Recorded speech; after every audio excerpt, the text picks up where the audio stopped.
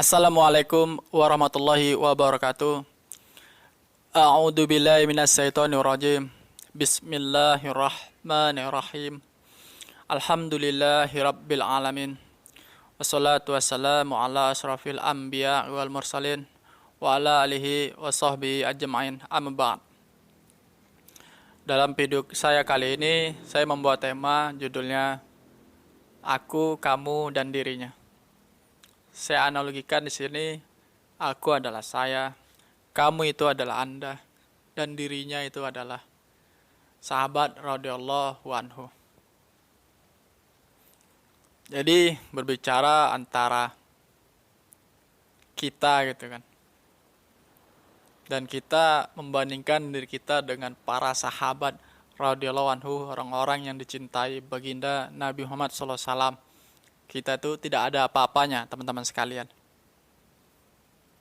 Saya pribadi bisa mengumpamakan kita ini ya tidak akan pernah bisa seperti mereka. Syukur-syukur kita bisa menjadi seperti kita bisa menjadi debunya mereka gitu. Karena ya kalau dibandingkan ya kembali lagi tidak ada apa-apanya kita dengan mereka. Oleh sebab itu teman-teman sekalian, aku dan kamu yang tidak ada apa-apanya di hadapan para sahabat radhiyallahu anhu itu, kita tidak pantas menyombongkan diri gitu. Dan yang sejatinya pun yang pantas menyombongkan diri itu hanya Allah Subhanahu wa taala. Jadi ya teman-teman sekalian, di bulan suci Ramadan ini, bulan yang sangat mulia, bulan yang hanya bulan Ramadan yang dikatakan di dalam Al-Quran. Tidak ada bulan-bulan lain yang dikatakan di dalam Al-Quran.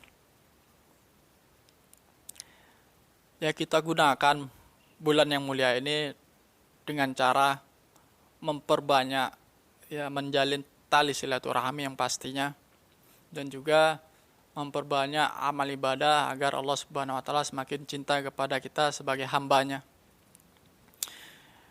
Dan juga di sini saya ingin mengingatkan juga ada dua amal yang bisa dibilang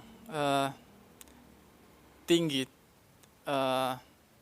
tingkat amalnya gitu di hadapan Allah Subhanahu wa taala. Yang pertama, perbanyaklah kita bermunajat kepada Allah Subhanahu wa taala. Kita memuji-muji Allah Subhanahu wa taala, dan juga kita memperbanyak mendekatkan diri atau bergaul dengan ayat suci Al-Quran.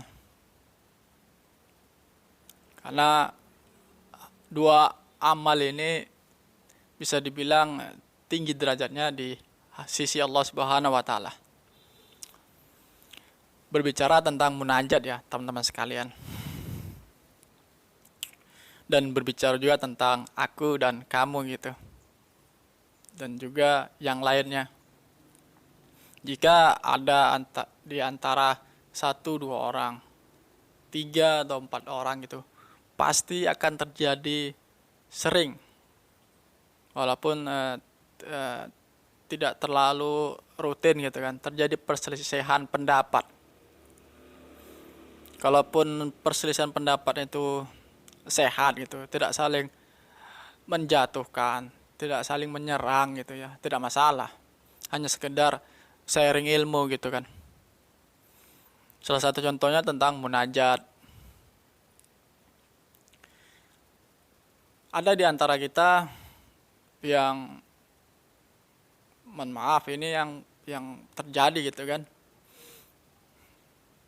Menyudutkan bahwasanya ya setelah sholat itu tidak ada doa. Cukup ya bermunajat kepada Allah Subhanahu wa taala saja gitu. Doa ya di dalam sholat gitu kan. Anda berprinsip itu yang dilakukan baginda Nabi Muhammad SAW. Kami pun meyakini dan sangat mencintai baginda Nabi Muhammad SAW. Allahumma sholli wa sallim ala sayyidina Muhammad. Semoga kita semua dipertemukan, disatukan di majelisnya baginda Nabi Muhammad SAW. Kami pun mengikuti perkataan, perintah-perintahnya baginda Nabi Muhammad SAW. Dan Rasulullah SAW sendiri yang mengatakan bahwasanya sebaik-baik doa yaitu di saat setelah melaksanakan sholat fardu. Jadi salahnya di mana teman-teman sekalian? Kami mengikuti perkataan Rasulullah. Berdoalah setelah sholat fardu. Itu adalah waktu yang paling baik. Para alim ulama, guru-guru kita, sebenarnya itu tidak ada sedikit pun merusak agama. Jadi diibaratkan sebuah wadah itu teman-teman sekalian. Ini adalah wadahnya baginda Nabi Muhammad Rasulullah SAW. Di sini terdapat segala amalan yang dicontohkan oleh baginda Nabi Muhammad SAW. Dan alim ulama kita, para guru-guru kita hanya menyatukan hal-hal yang ada di wadah ini gitu ke satu tempat. Tidak ada memasukkan dari luar wadah ataupun di luar Islam masuk ke wadahnya Rasulullah SAW ini. Bahkan pun kalau dibicara memasukkan di luar Islam ke wadahnya Rasulullah SAW ini, pada zamannya Rasulullah pun bisa dibilang sedikit banyak sering melakukan hal demikian.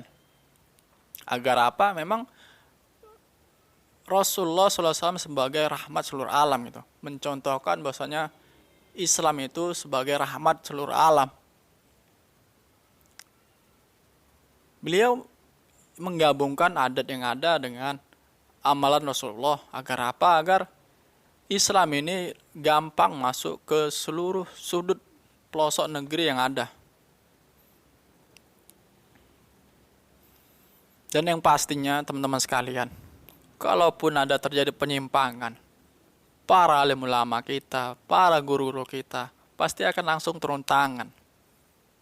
Karena itu memang sudah tugas mereka. Lalu kemudian ada lagi yang berpendapat gitu kan tentang puasa gitu. Kebetulan ini pengalaman saya dengan orang tua saya gitu kan, dengan orang lain gitu. Jadi masuklah pada suatu forum pembicaraan gitu kan tentang puasa. Kebetulan alhamdulillah orang tua saya sampai detik ini rutin melaksanakan puasa Nabi Daud. Dan kebetulan orang lain ini tidak melaksanakannya, akan tapi beliau melaksanakan puasa sunnah juga, tapi puasa sunnah Senin Kamis gitu. Dengan alasan itulah yang dicontohkan oleh baginda Nabi Muhammad SAW. Nabi Muhammad, ngapain pula kita mengikuti amalan-amalan Nabi terdahulu gitu. Ya silakan. Kami terima gitu kan. Kalian mencontoh baginda Nabi Muhammad SAW. Kami pun juga sebenarnya. Kami sangat mencintai dan sangat merindukan baginda Nabi Muhammad SAW. Kami melaksanakan apa yang dikatakan baginda Nabi Muhammad SAW. Rasulullah SAW kembali lagi. Rasulullah SAW yang mengatakan sendiri bahwasanya sebaik-baik puasa sunnah adalah puasa Nabi Daud. Once again, apa yang salah teman sekalian? Kami mengikuti perkataan Rasulullah. Kan tidak salah kan? Masing-masing kita memiliki rujukan. Masing-masing kita memiliki ilmu yang ada. Jadi ya tidak pantas lah diri kita yang hina ini gitu. Yang ilmu kita tidak seberapa ini saling menyombongkan diri gitu. Lucu kan dilihat orang gitu. Dilihat orang yang benar-benar memiliki ilmu yang luar biasa gitu. Ini orang-orang bodoh yang saling berdebat ini. Jangan sampai lah kita dikatakan demikian oleh orang-orang berilmu tersebut gitu kan. Jadi ya di bulan yang mulia ini teman-teman sekalian, mari kita saling eratkan diri kita, saling membuatlah persatuan kita itu menjadi erat gitu teman-teman sekalian. Karena kita tahu pun di zaman kita ini umat Islam bisa dibilang umat ya belum ya belum menjadi salah satu penggerak gitu. Itu pun saya rasakan karena ya kita salingnya merasa diri kita benar. Akhirnya kita terpecah belah gitu kan. Karena diri kita terpecah belah ya kita tidak muncul ke permukaan gitu. Oleh sebab itu ya di sini saya harapkan insya Allah umat Islam itu adalah umat yang penuh dengan kasih sayang. Dan tidak usah berbicara tentang umat Islam gitu, manusia sajalah secara normal. Jika mereka dibaiki gitu kan, pasti dibalas dengan kebaikan juga gitu. Jadilah marilah teman-teman sekalian, kita saling menyayangi, terkhususnya kita bersatu dalam ukhuwah Islamiyah gitu kan.